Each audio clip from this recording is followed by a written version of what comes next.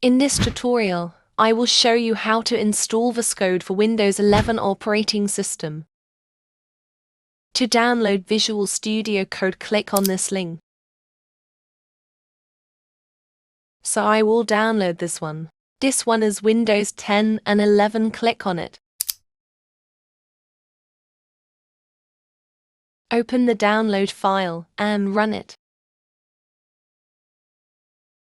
I accept.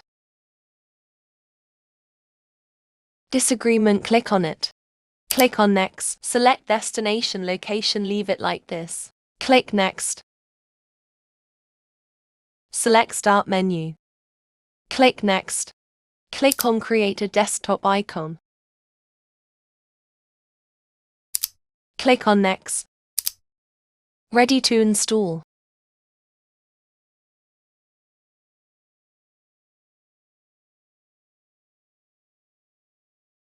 Click on Finish. So VSCode icon in your laptop now and click on it. So this is VSCode interface. If you like this content, please subscribe to this channel.